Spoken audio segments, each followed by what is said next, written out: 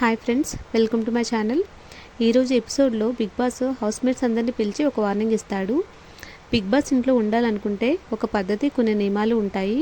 వాటిని అందరూ పాటించాలి, ఓనర్స్ అయినా టెనెంట్స్ అయినా అని. అందులో ఫస్ట్ ఏంటంటే అందరూ తెలుగులో మాట్లాడడం. ఇంట్లో తెలుగు రాని వాళ్ళు కూడా తెలుగులో మాట్లాడడానికి ట్రై చేస్తున్నారు, కానీ తెలుగు వచ్చిన వాళ్ళు తెలుగులో మాట్లాడట్లేదు. దీనివల్ల ఆడియన్స్కి చిరాకు వస్తుంది. ఇది తెలుగు షో అని మర్చిపోవద్దు. హౌస్లో రూల్స్ ఫాలో అయ్యేలా చేయడం కెప్టెన్ రెస్పాన్సిబిలిటీ. ఓనర్స్ అయితే ఈ విషయంలో చాలా నిర్లక్ష్యంగా ఉన్నారు అని. నార్మల్గా అయితే మనీష్ చాలా వరకు ఇంగ్లీష్లో మాట్లాడతాడు. బిగ్ బాస్ ఇంత వార్నింగ్ ఇచ్చిన తర్వాత కూడా ఇదే కంటిన్యూ చేస్తాడు, ఇంగ్లీష్లోనే మాట్లాడతాడు.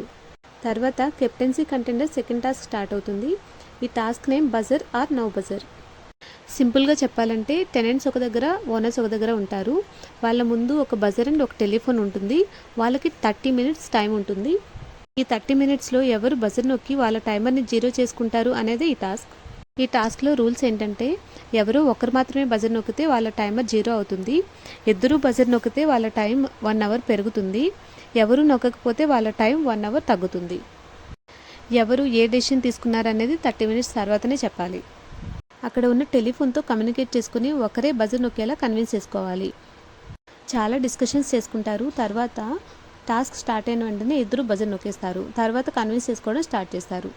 బిగ్ బాస్ ఏదో అనుకుని ఈ టాస్క్ పెట్టుంటారు, కానీ ఇది ఫ్లాప్ అయింది. నాకైతే అంతేం అనిపించలేదు. మీరేమనుకున్నారు కమెంట్ సెక్షన్లో కమెంట్ చేయండి. ఈ టాస్క్లో ఇద్దరికి 1 hour పెరుగుతుంది. ఈ 2 టాస్క్స్లో ఓనర్స్ ఒక టాస్క్ గెలిచారు కనుక వాళ్ళ టైమర్ త్వరగా జీరోకి చేరుకుంటుంది.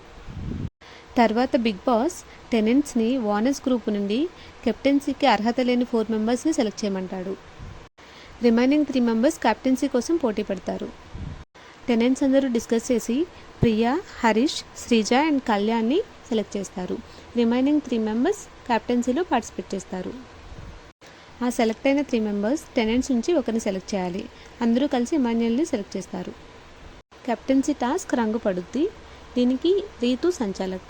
బిగ్ బాస్ కావాలనే రీతుని సెలెక్ట్ చేశాడని నేను అనుకుంటున్నాను, ఎందుకంటే పవన్ ఉన్నాడు కనుక. ఈ టాస్క్లో టీషర్ట్స్ పైన కలర్స్ పూసుకుంటారు. బజర్ మోగేసరికి ఎవరి టీషర్ట్ పైన ఎక్కువ కలర్ ఉంటే వాళ్ళు అవుట్. ఈ టాస్క్లో భరణి పాపం అనిపిస్తాడు, ఎందుకంటే ఓనర్స్కి సపోర్ట్ చేస్తే టెనెంట్స్ ఫీల్ అవుతారు, టెనెంట్స్కి సపోర్ట్ చేస్తే ఓనర్స్ ఫీల్ అవుతారు. ఈ టాస్క్ మధ్యలో రీతు బర్నీని ఎందుకు అవుట్ చేసిందో నాకైతే అర్థం కాలేదు.